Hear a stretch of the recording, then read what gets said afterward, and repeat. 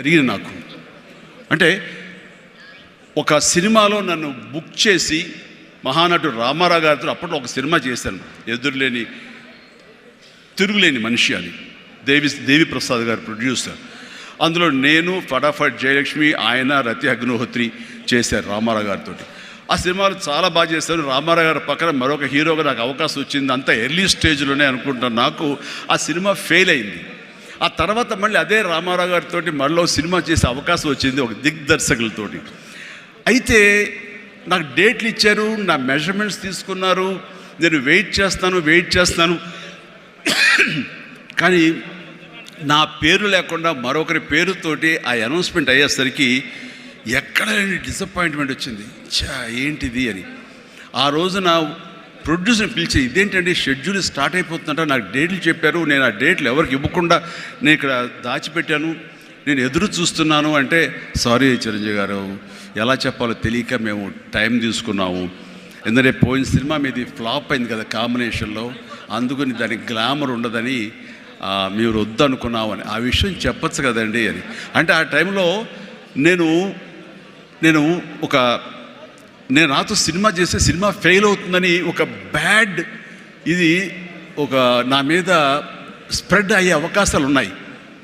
ఈరోజు social media, ఆ రోజు ఇంత మీడియా లేదు కాబట్టి కానీ, లేదంటే ఎంత బ్యాడ్ అయ్యేదంటే నన్ను తిరిగి ఇతనితో ఎవరైనా చేస్తే సినిమా ఫెయిల్ అవుతాయి, ఇది ఒక ఐరన్ లెగ్ అనే పరిస్థితి వచ్చేసరికి ఎక్కడో మళ్ళీ జంకాను.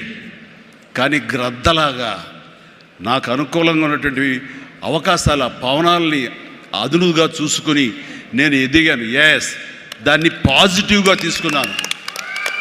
ఎవరైతే వద్దులే ఈ సినిమా చిరంజీవి వద్దులే అని నన్ను పక్కన పెట్టి అనుకున్నారో అలాంటి వ్యక్తితోటే నేను రామారావు గారి కంటే ఎక్కువ సినిమాలు ఆయన నాతో చేసేలాగా చేసుకున్నాను. అత్యధిక సినిమాలు రామారావు గారు చేస్తే ఆ మహానుభావుడు ఆ దర్శకుడి దగ్గర, అదే దర్శకులు వారు నన్ను భుజం పట్టి నన్ను పైకి తీసుకుని ఆయనకంటే 4 సినిమాలు ఎక్కువే చేశారు నాతోటి. అది పరిస్థితుల్ని మనకు అనుకూలంగా మలుచుకోవటం, మార్చుకోవటం, తద్వారా మనం ఇంకొంచెం పైకి వెళ్ళటం అనేది. ఆ రోజున డిసప్పాయింట్ అయిపోయి నీ కసి లేకుండా, లేదా ఆ కసిని నెగిటివిటీ పెట్టి మార్చుకుంటే కనుక అది నిన్ను తినేస్తుంది. నువ్వు ఇలాగే ఉండిపోతావు, అలాగే దిగజారిపోతావు, అలాగే కనుమరుగైపోతావు. అలా కాదు, మనం ఎదురు తిరగాలి, పరిస్థితులు మనం అనుకూలంగా మార్చుకోవాలి. అందునే గ్రద్ద ఫిలాసఫీ నాకు ఫిలాసఫీ. అండ్ ఎదిగాను, పైకి వెళ్తూ వచ్చాను. ఆయన దగ్గరే నా రికార్డులు ఉన్నాయి. అది నా ఫస్ట్ సినిమా ₹1 కోటి చూసిన సినిమా అదే. నా రెమ్యునరేషన్ కాసుమా సినిమా బడ్జెట్ 75 లక్షలు వస్తే కనుక బ్రహ్మాండ బడ్జెట్, ఎంత రెవెన్యూ అనుకునేవాళ్ళు. ఫస్ట్ ₹1 కోటి. నా తోటి హీరోలు కూడా ₹1 కోటి తెలుగు సినిమా అనే లెవెల్కి వెళ్ళింది. అక్కడి నుంచి 1 కోటి అనేది మామూలు అయిపోయింది. ఒక్కొక్క ఏరియాలోనే ₹1 కోటి. ఆ తర్వాత నా రెమ్యూనరేషన్ ₹1 కోటి పైబడి అలా అంచెంచుగా ఎదుగుతూ వచ్చారు. నేనేమన్నానంటే, మీ బలం మీ పాజిటివ్ థింకింగ్, మీ బలం మీ కన్విక్షన్, మీ బలం మీ ధ్యేయం నుంచి పక్కదారి పట్టకపోవటం. మీరెవరైనా సరే మీ ఎయిమ్ ఏంటి అనే దాన్ని మీరు ఫిక్స్ చేసుకోండి. ఆ ఎయిమ్ని వెళ్ళటం కోసంగా దారులు వెతుక్కోండి. అవకాశాలు ఇలాగ అబండెంట్గా ఉంటాయి. వాటిల్లో మనకు కావలసిన అవకాశాలు, మన ధ్యేయానికి లక్ష్యానికి దగ్గరగా ఉండే అవకాశాలు మనకి పాపపై కనపడుతుంటాం. ఆ పాపపై కనపడే దాన్ని మనం గుర్తించగలగాలి, వాటిని ఎంబ్రేస్ చేసుకోగలగాలి, వాటిని మనకు అనుకూలంగా మనం మలుచుకోగలగాలి, అవి మనం బలంగా చేసుకోగలగాలి, వెళ్ళాలి. ఇనీషియల్గా వెళ్ళినప్పుడు డబ్బే సంపాదించుకోండి. డబ్బే కాదు ప్రధానం, నిలదొక్కుకోవడం ప్రధానం. మన ఎయిమ్ వైపు మనం వెళ్ళటం అన్నది అది ప్రధానం. వెళ్ళిన తర్వాత డబ్బు ఆటోమేటిక్గా వస్తుంది. అనుకున్నావా ఇంత వస్తుందని, ఆ తర్వాత డబ్బునే పెంచుతుంది. సో నేను అలాగే వెళ్తూ వచ్చాను. నిలదొక్కుకోవాలి, ఇక్కడ నెంబర్ 1 అనిపించుకోవాలి, నా స్థానం సుస్థిరం. ఇది లేకపోతే నేను బయట నయా పైసాకి పని చేయను. ప్రైమ్ టైం నా లైఫ్లో అయిపోయింది కాబట్టి ఇక్కడ ఏవైనా సరే అని ఆ రకంగా వెళ్ళాడు. ఎక్కడ ఈగోకు వెళ్ళకుండా, ఎక్కడ హర్ట్ అవ్వకుండా, వాళ్ళు నన్ను సినిమాలను తీసేసరే, నన్ను కాదన్నారే అనే కోపం కంటే కూడాను వాళ్ళని ప్రసన్నం చేసుకోవాలి.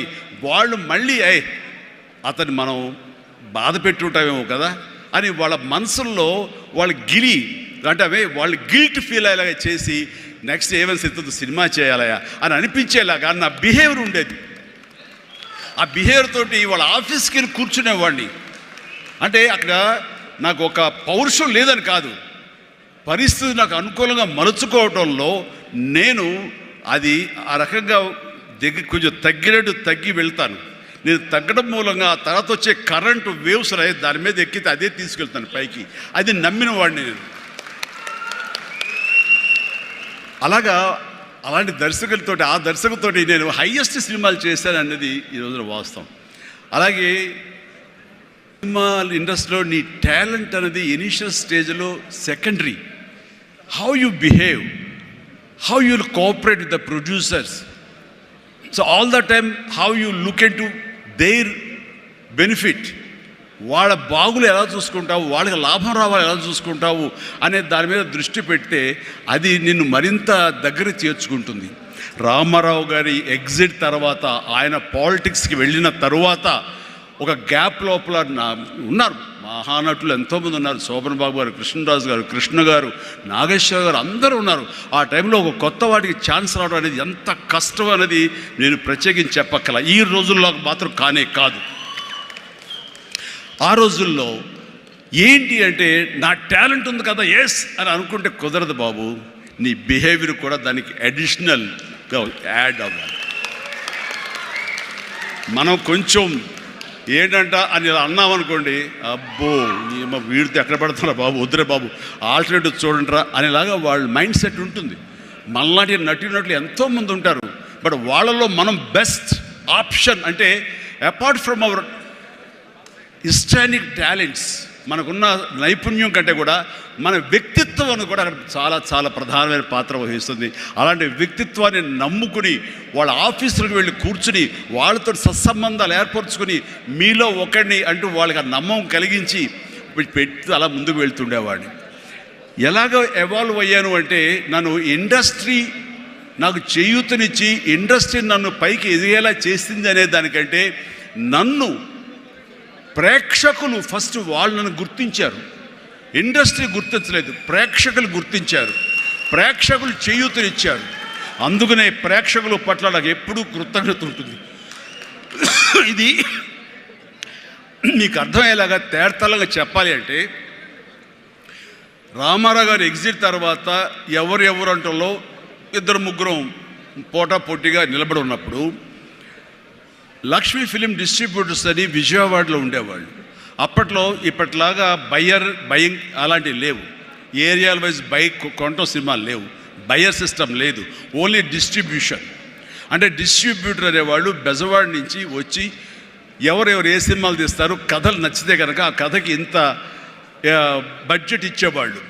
ఆ బడ్జెట్ తోటి సినిమాలు తీసేవాళ్ళు, అందులో లాభాలు ఎంతో మిగుల్చుకొని మిగతా వాళ్ళు డిస్ట్రిబ్యూటర్స్ వాళ్ళు డిస్ట్రిబ్యూట్ చేసుకుని ఆ వచ్చే డబ్బు వాళ్ళు పంచుకునేవాళ్ళు. ఇది సిస్టమ్.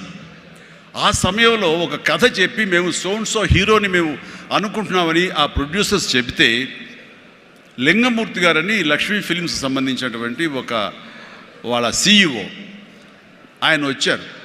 ఓకే, ఎంత ఎక్స్పెక్ట్ చేస్తున్నారు ఆ హీరో మీద? అప్పుడు 25 crores ల్యాక్స్, సారీ క్రోర్స్ కాదు, ల్యాక్సే. 25 lakhs 30 lakhs, కానీ మాది బడ్జెట్ ఎక్కువ అండి, 50 lakhs పైన అవుతుంది అని. అంటే ఆ హీరో మీద 50 lakhs అంటే మాకు చాలా రిస్క్. చిరంజీవి అని వస్తున్నాడు కదా, అతని మీద అయితే ఇస్తాం అని. ఎందుకు ఇస్తారు, అతను ఏంటి కొత్తగా వస్తున్నాడు కదా అంటే, రావడం ఏంటి, ఖైదీ లాంటి సినిమా చేశాడు. ఆ ఖైదీలో అతని డ్యాన్సులకి ఫైట్లకి ఎక్స్ట్రాగా జనం విపరీతమైనటువంటి రెస్పాన్స్ ఉంది. మేము జనంలో ఉంటాం, బెజవాడలో ఉంటాం, మిగతా ఊళ్ళ నుంచి ఫీడ్బ్యాక్ తీసుకుంటాం, మాకు తెలుసు అతని పొటెన్షియాలిటీ అని. అంటే చెన్నైలో ఉండేవాళ్ళు, మెడ్రాస్లో ఉండేవాళ్ళు కొంచెం సంశయిస్తూ వచ్చారు. కాదండి, ఇతనైతేనే 50 ఇస్తాం, వాళ్ళైతే మాత్రం 30 కంటే ఎక్కువ ఇవ్వలేము అని వాళ్ళు తేల్చి చెప్పిన తర్వాత ఆయన ఒక మాట అన్నాడు, సాంగ్స్ అండ్ ఫైట్స్ అనేవి అప్పటి వరకు మినీ ఇంటర్వెల్స్, స్మోక్ చేసేవాళ్ళు కానీ, లేకపోతే బాత్రూమ్ వెళ్ళేవాళ్ళు కానీ, లేకపోతే రిఫ్రెష్మెంట్స్ కోసం బయటికి టీ తాగడం వెళ్ళేవాళ్ళకి సాంగ్ రాగానే వాళ్ళు బయటికి వెళ్ళిపోయేవాళ్ళు. ఫైట్స్ అనగానే కొంచెం అసహనంగా ఉండి బయటికి వెళ్ళిపోయేవాళ్ళు, ఎందుకంటే అది డూప్ చేస్తున్నాడు రా, మధ్యలో క్లోజప్స్లో హీరో తప్ప, అండ్ సాంగ్స్లో ఏంట్రా అది అలాగే ఉండేది కామెంట్స్ అని. ఆయన చెప్పిన మాటలు ఇవి, నా మాటలు కాదు. ఆయన అన్నారు. కానీ అదే ఈ అబ్బాయి సాంగ్స్ అయితే కనుక ప్రొజెక్టర్ ఆపి మళ్ళీ రిపీట్ తోటి మళ్ళీ వేయండి వేయండి అని అనిపించుకుంటున్నారు. ఇది మాకు కావాలి, ఇది మాకు డబ్బులు తెచ్చిపెట్టేది, కాబట్టి ఈ అబ్బాయి అయితే కనుక ఇంత ఇస్తాము అని తేల్చుకోడంటే అప్పుడు వీళ్ళందరూ తప్పనిసరి, అంటే ప్రజలు కోరుకుంటున్నారు కాబట్టి, డిస్ట్రిబ్యూటర్స్ ఇన్సిస్ట్ చేస్తున్నారు కాబట్టి నాకు ప్రొడ్యూసర్ అప్పుడు నా వైపు చూశారు.